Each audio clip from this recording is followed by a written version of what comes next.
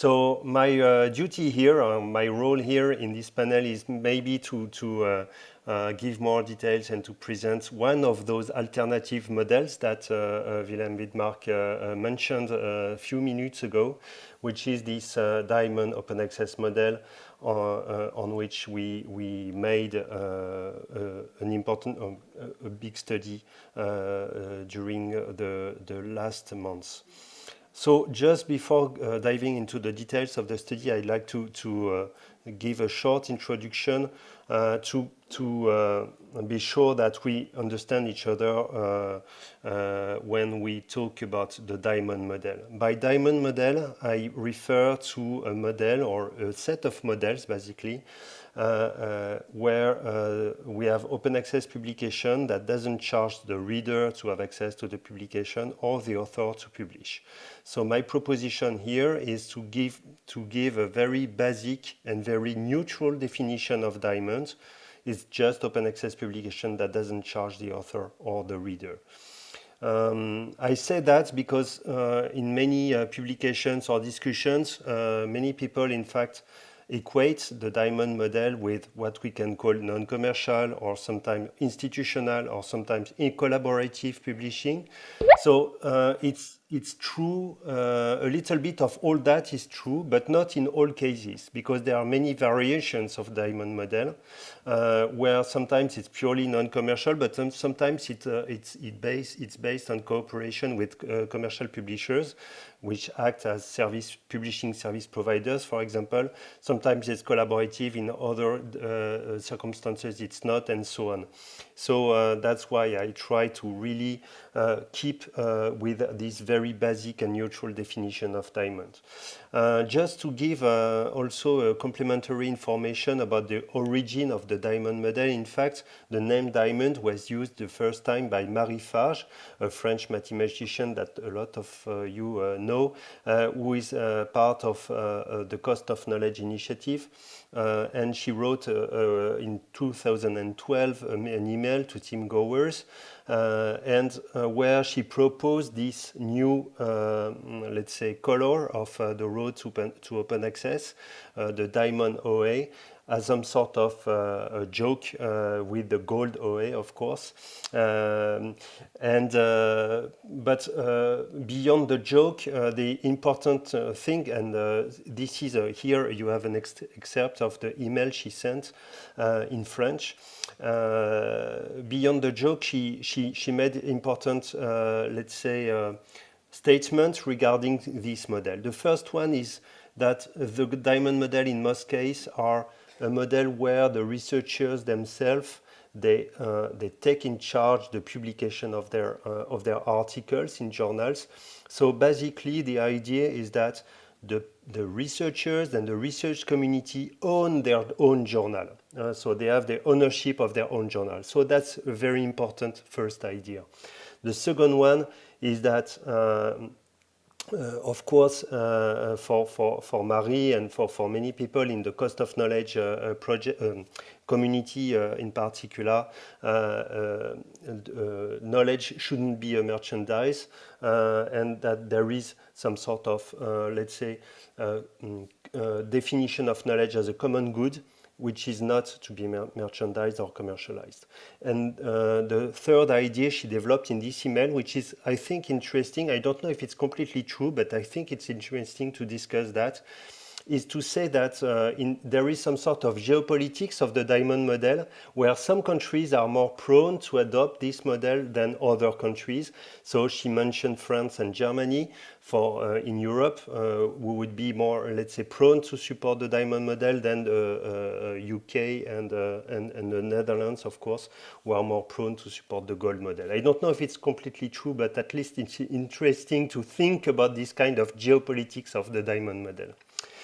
Okay, so now to give you more, let's say, concrete examples of what is this diamond model, I give you two examples in terms of journals. So you have Cybergeo, that's a European journal of geography created more than 20 years ago by French geographers, and they progressively, year after year, they built this purely digital, completely open access and diamond journal, which has now a good reputation on the international scene, I would say. And there is the other one, SciPost, in a completely different discipline, so the physics here. Which is the journal directed by Sebastian Coe, who is also a very innovative and very interesting example of a diamond journal. But when we refer to diamonds, we don't refer only to journals, we refer also to platforms that disseminate and support, host and preserve these journals. And that's interesting to see that you have a lot of many diamond platforms worldwide, including in Europe, of course. So in Europe, for example, I wouldn't take the example of Open Edition, which is one of the platforms in France that I'm working with and for, of course. So I try to shed light more on Archak, for example, which is a very important diamond platform disseminating more than 500 journals, scientific journals in Croatia, which most of them are open access and diamond. And of course, in Latin America, we have Redalic, which is a very, very important platform, disseminated more than 1,000 of journals in Latin American journals adopting the diamond model. Okay, so now we go to the first real part of my presentation, which is the presentation of the study we did to map this diamond, what we call archipelago. So we say that the diamond landscape is an archipelago because we have a very important landscape or area or sector of, let's say, scientific publishing, but not so well connected amongst each other and not so well cooperating with each other. So the journals, the platforms, the initiatives, they are more or less disconnected or not coordinated or not working well together. So the metaphor we found was to say that it looks like an archipelago. Okay, so here you have the presentation of the OA Diamond Journal study. It was a study that was commissioned through a call for tender commissioned by Science Europe and the Coalition S to explore what they called at that time collaborative non-commercial publishing models for open access. And immediately when we answered the call, we told them that collaborative non-commercial publishing was not enough, so it was something to redefine together, and that's where we came to this idea of doing a study to the diamond model, whatever the extent it has. We OPRAS, we coordinated a consortium of 10 organizations taking part of the achievement of this study. You have here the list of the different organizations, including the Centre for the Sociologie de l'Innovation, and Didier Torny, for example, who will talk in a few minutes, participated also to this study.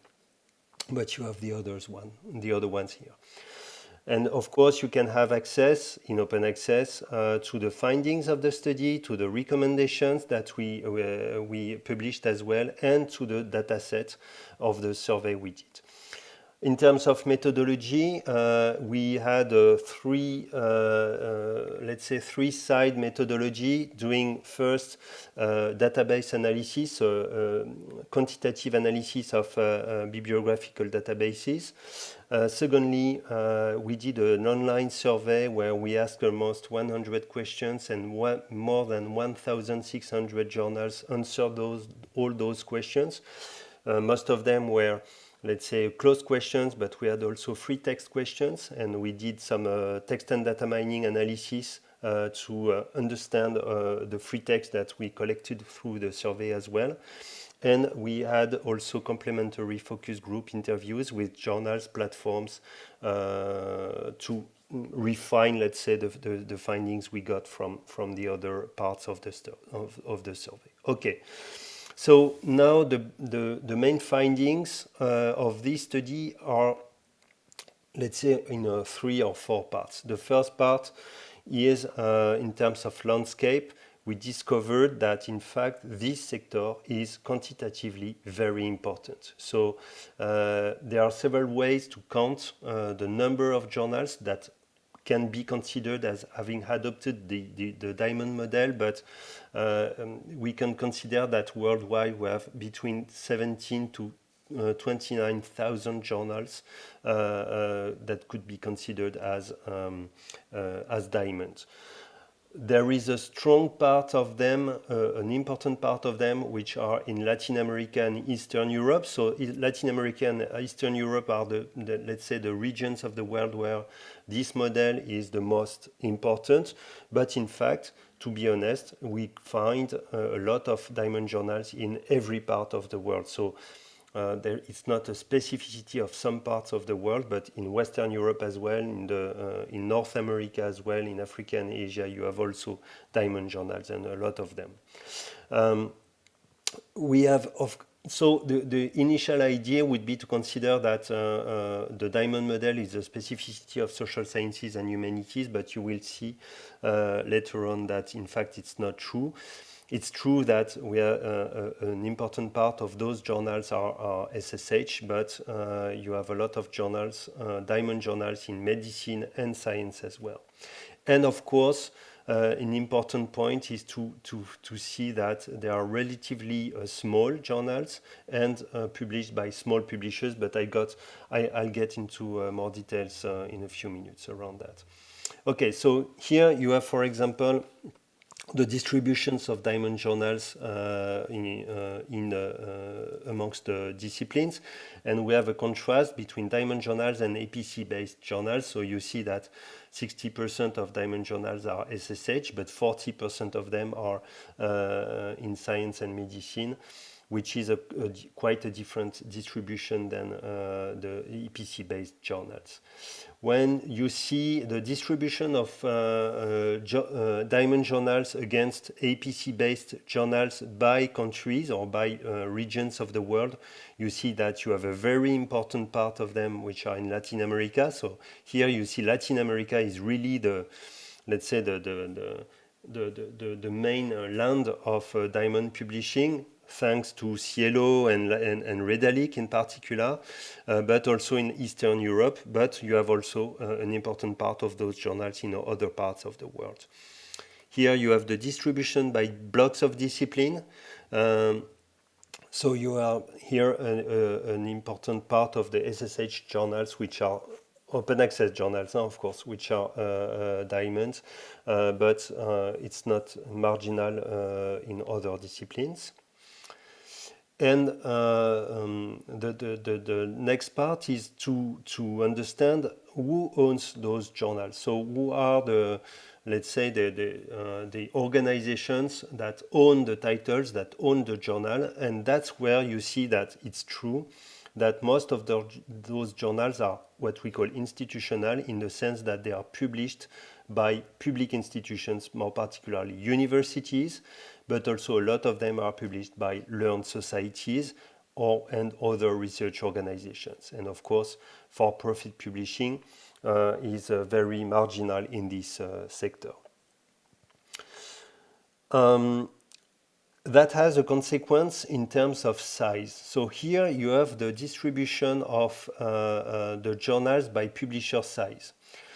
And we have done the contrast between the diamond journals and the APC-based journals. So that's an important finding of this study, to show that most of the publishers who own diamond journals, in fact, they own only one journal, or maybe 4 or 5 journals maximum, but not dozens, neither hundreds, which is most the case in APC-based journals.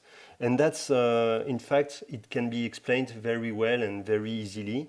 It's because a lot of those diamond journals, in fact, they are scholarly society journals. So you have a lot of scholarly societies who have their one journal and only one, and their own journal, which is a diamond one. So the size of the publishers is really, really small compared to the APC-based open access journals.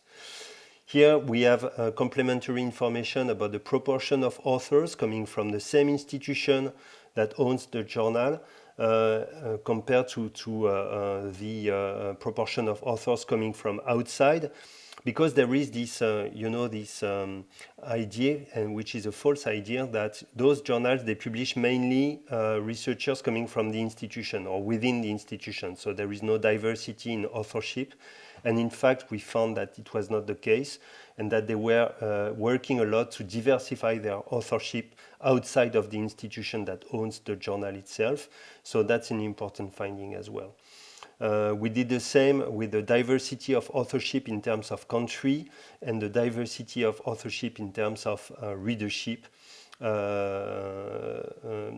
And the diversity of readerships also in terms of country. So here you have the results. I don't have time to go into the details, but at least you have that into the slides. Okay, a second part, a very important part of the study we did was to assess, let's say, the technical soundness of those journals. So do they receive enough technical support? Are they based on a sound technical infrastructure? Do they have access to all the services they need to perform their role and their work in good conditions? And that's what we try to assess. And then we saw that, in fact, in spite of very good scientific quality ensured through peer reviewing, most of those journals were struggling with technical difficulties. And we tried to identify what were the most important difficulties, the most important challenges they had to face in order to make recommendations to support them better. So I'll present some ideas around that. The first thing we discovered was that there was not so many legal basis of the ownership of the title. So it means when we asked them, okay, who owns the journal? A university or a university press or a society or a department inside the university. Do you have legal documents establishing the ownership of the title? Then a lot of them said no, we don't have that. Or we don't know.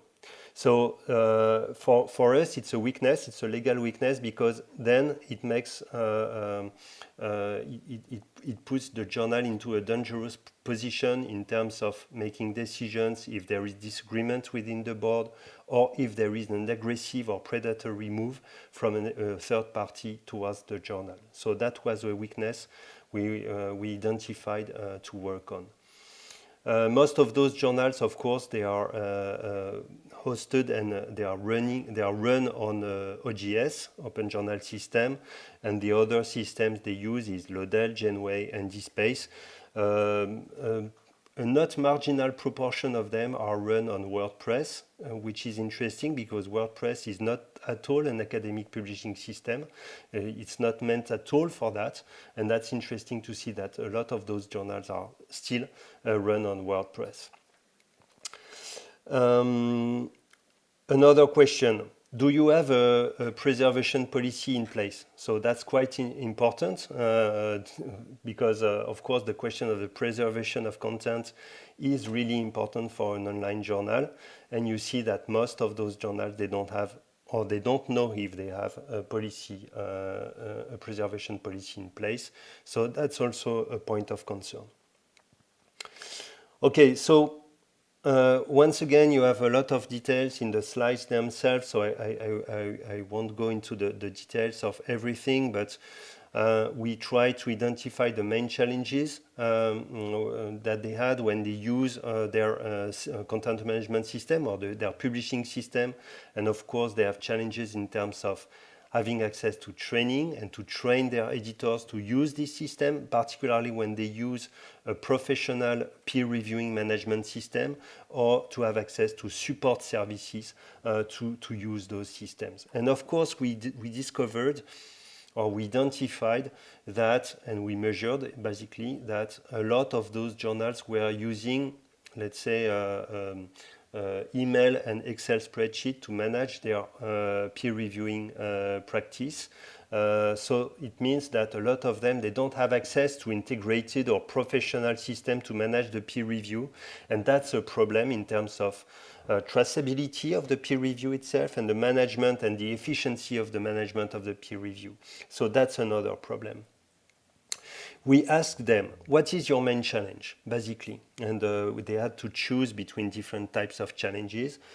And that's interesting to see that the main challenge they identified massively was the question of visibility and access to those indexing services, scientific information services that the libraries use, of course.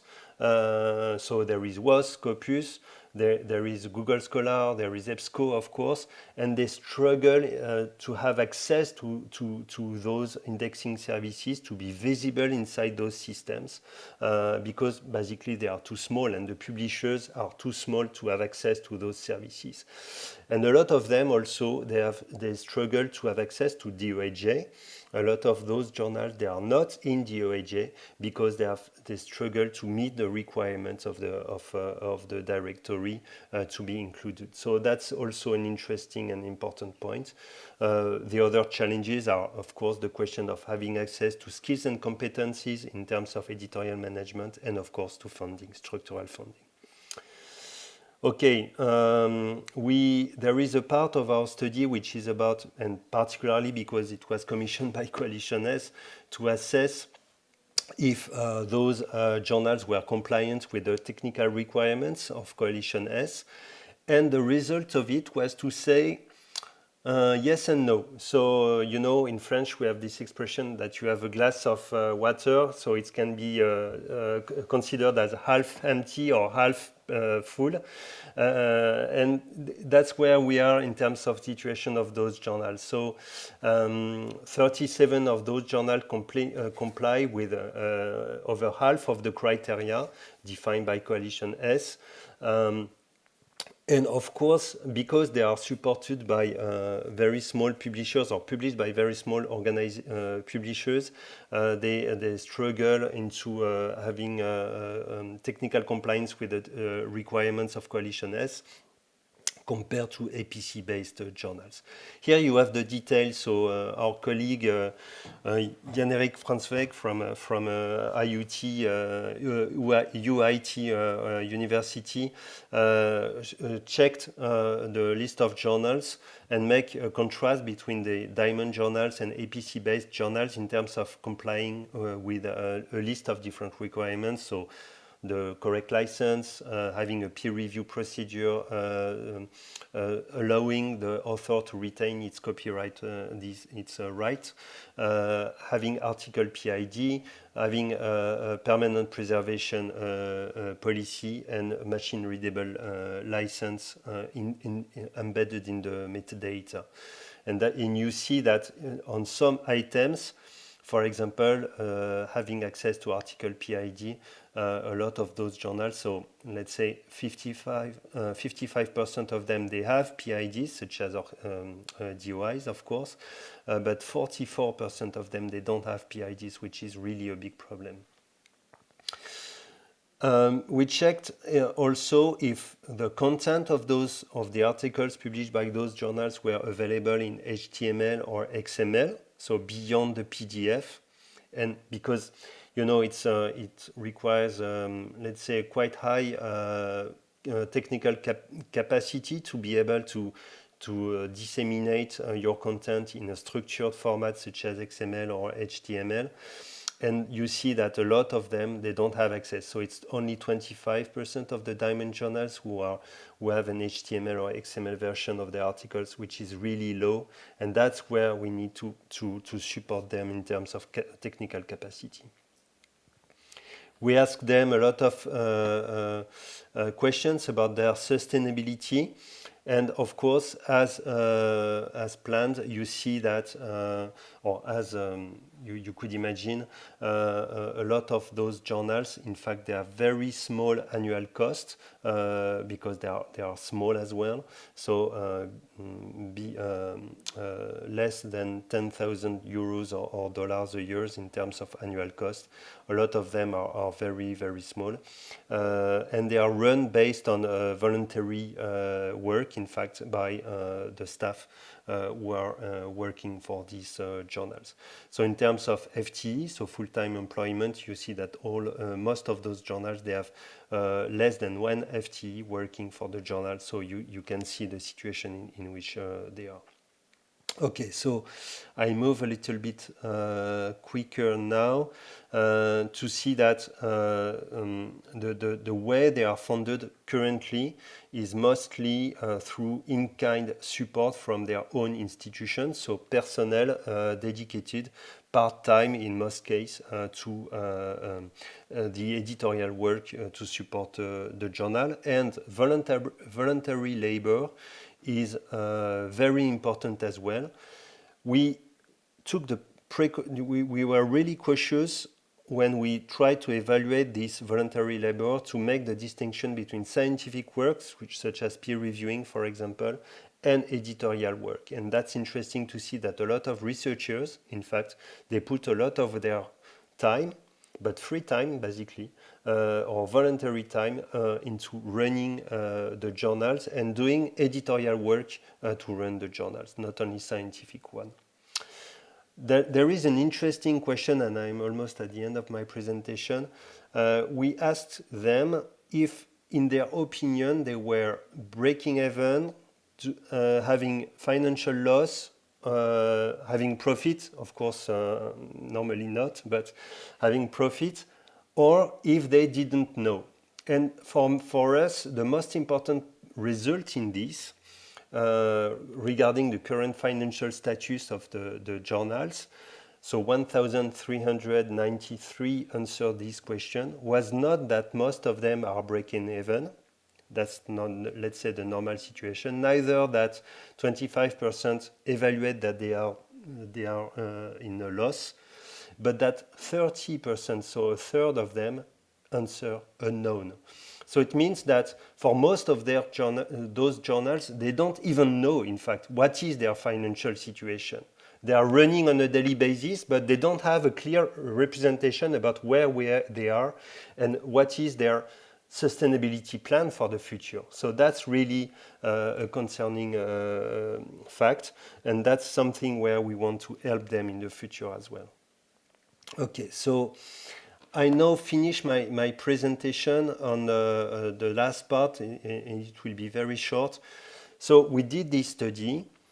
We had a specific report with a lot of recommendations towards different types of stakeholders, and I just want to encourage you to read the recommendations, but I won't detail those recommendations because after that, with Science Europe, with the French funding agency ANR, with OPRAS and with Coalition S, we worked on adopting an action plan for diamond publication, to support diamond publication, and to propose this action plan to the community. So this action plan has been proposed by Science Europe, Coalition S, OPERAS, and ANR. As I said, it was prepared during a 2-day workshop as a side event of the French Open Science European Conference some weeks ago. We had 80 participants representing journals, platform funders, research organizations, and experts. And this action plan has been signed so far by more than 70 organizations, including the CNRS in France, but also the DFG in Germany, the Gates Foundation in the US, l'ERU, EUA, etc. So this action plan is in 4 parts. So it captures basically the recommendations that we issued as a result of this study and transform that into propositions of action onto 4 topics: efficiency, how to develop sustainable infrastructure to support those journals; quality standards, how to propose to the community to align to, let's say, a common level of quality standards in terms of technical operation, editorial practices as well; Capacity building, it was one of the main recommendations of the study to set up in the coming 3 years a capacity center that would help all those journals to improve their capacity and have access to resources to do that, and sustainability, how to develop, let's say, structural or funding and funding mechanisms to improve the sustainability of this sector. And here, of course, you have the action plan published online on Science Europe website and the list of the signatories. And I just want now to encourage you, if you're interested, to undersign the plan and enter and join the community. Because if you sign the plan, of course, you will have access to information and also events that we want to organize with the community to continue working together to support the diamond sector. Thank you very much.